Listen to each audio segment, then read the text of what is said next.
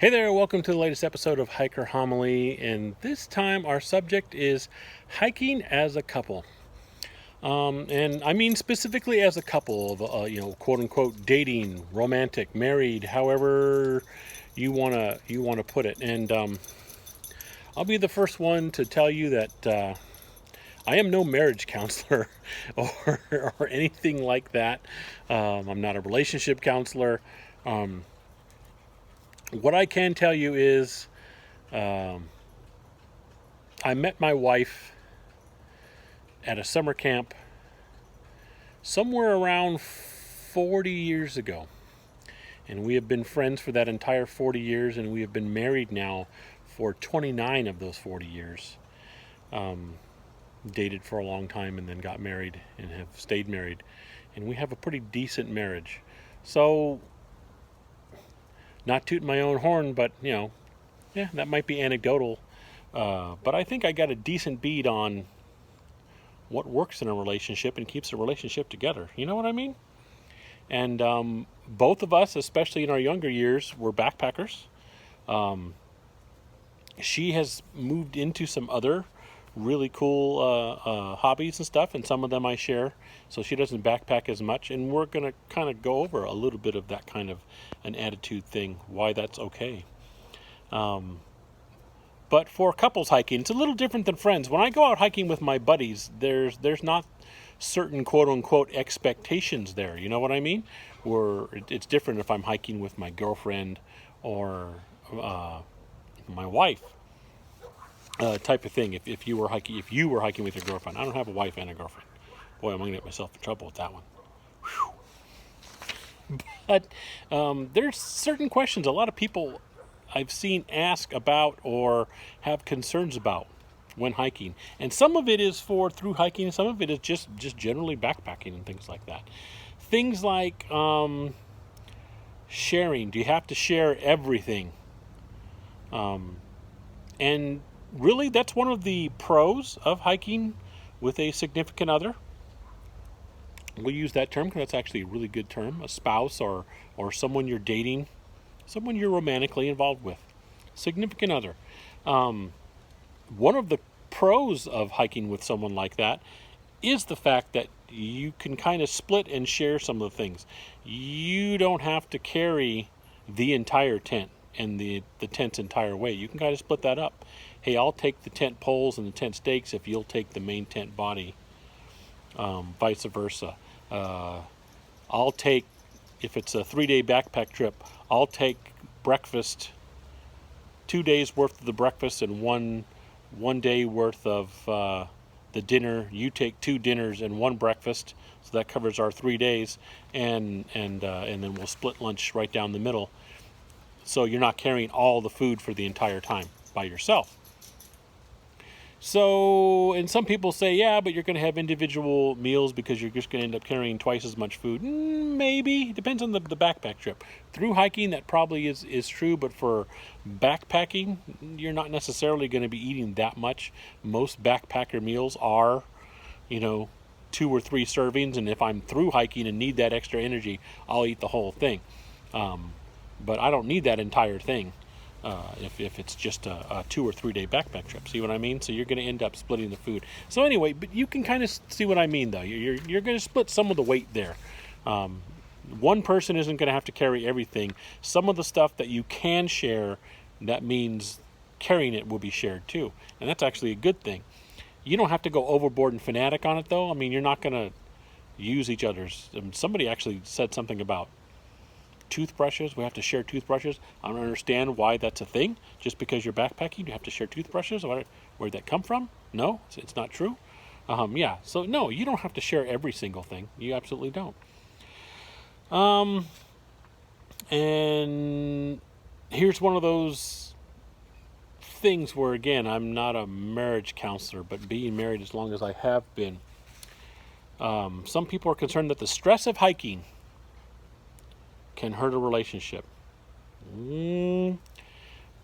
My thing with that is, well, it depends on what you're talking about. What do you mean stress of hiking? When I go hiking, I'm hiking to get away from the stress of life. If you're married and can handle the stress that life throws at you, careers, children, all that kind of thing. How in the world is walking on a trail too much stress for a marriage? I don't know about that. So for me, I think what it comes down to is, what kind of hiker are you? And if you and your significant other are opposite types of hikers, yes, that can cause a problem. In other words, are you the type of person who is very, very not competitive, but very goal orientated? I want this many miles today, and I want to get on this peak. Are you a mile bagger? Are you a peak bagger? But your significant other is more of a saunterer. I just am out here enjoying the trail. What a beautiful view. And whether I hike 5 miles or 10 miles today, as long as I'm having a good view, I don't want it to be stressful. I'm not in a rush. And I really don't care if we climb that mountain. If we get close to it and still have a good view, okay. Those two personalities, that could create some tension there, because one person is going to win out over the other. Either one person is going to end up pushing themselves a lot harder than they want to, and doing things that they don't necessarily feel they have to do to enjoy the hiking, or another person is going to give up on certain things they want to do. I really wanted to do that many miles. I really wanted to get that peak, but he doesn't want to, so I guess I'm not going to, And yeah, that could create some stress. So really, that's the only time I can see that. Other than that, when I've been backpacking with my wife, there was no stress from the backpacking. We were enjoying it. Fortunately, it's because I think we both have the kind of same attitude of hiking. Neither one of us, when we go backpacking, are in a rush. We have a general goal. We'd like to reach this spot to camp at by night. Now, whether we reach it at 12 noon or 5 o'clock in the afternoon, whatever, we'll see how that goes and how the trail feels and how we feel. We were never in a rush for anything, and we kind of had that same kind of attitude, and so that worked very well together. I could see it being a problem if we both had opposite attitudes. Differences in opinions in the small stuff are okay if you're looking at the big picture, and that's what I was just kind of talking about there.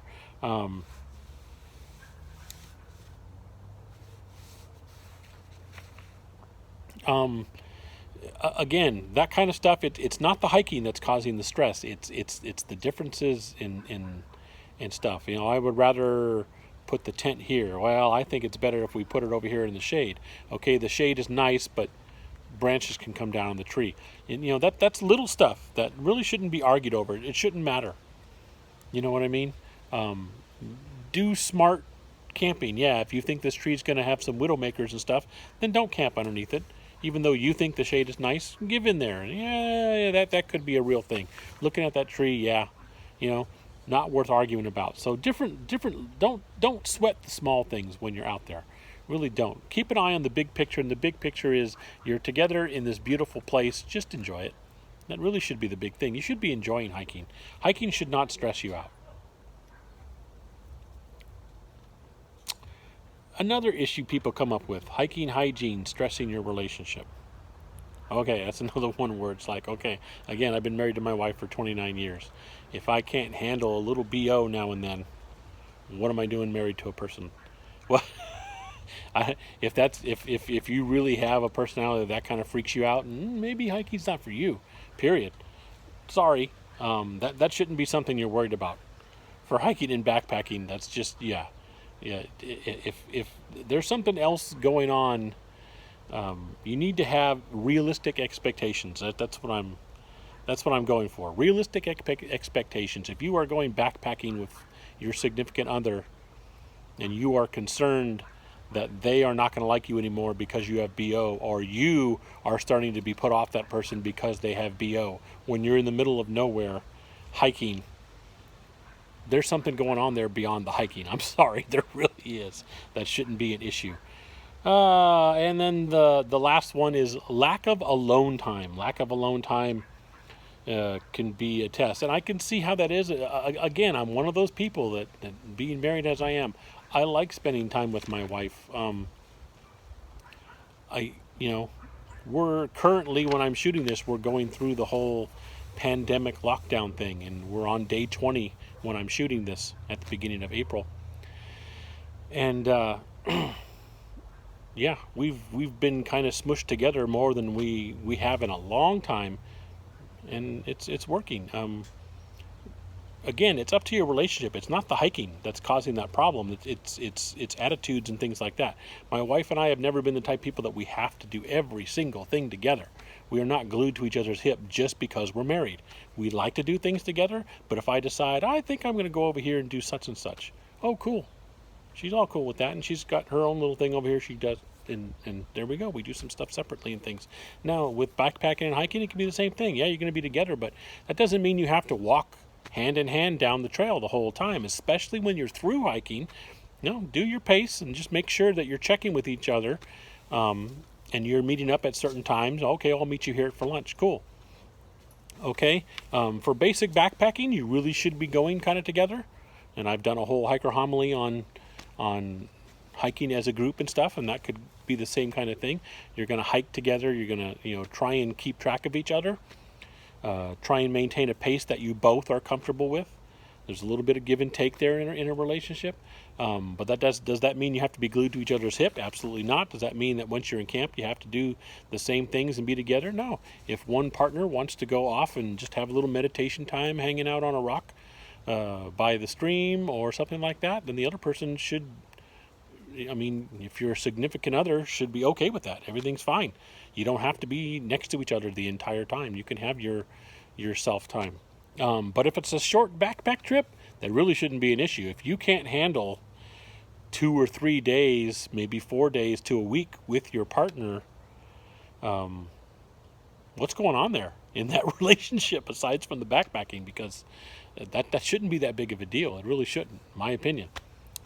Okay, hiking as a couple, hiking with your significant other. That's what I got there. As always, you can get a hold of me at hikingforhealthca@gmail.com. Comments below and anywhere else I post this, always welcome. But yeah, just like with hiking with a group, there is a certain amount of give and take. You are going to have to be able to do a little bit of compromising there. But really, a lot of the stuff that people stress about are not things that are caused by the hiking, in my opinion. There's something underlying there in your relationship. If this particular thing while hiking is going to bug you, there's something going on there beyond the hiking. That's really my opinion. So there you go. As always, thanks a lot for watching this goofy little channel. Appreciate it. And I'll catch you next time.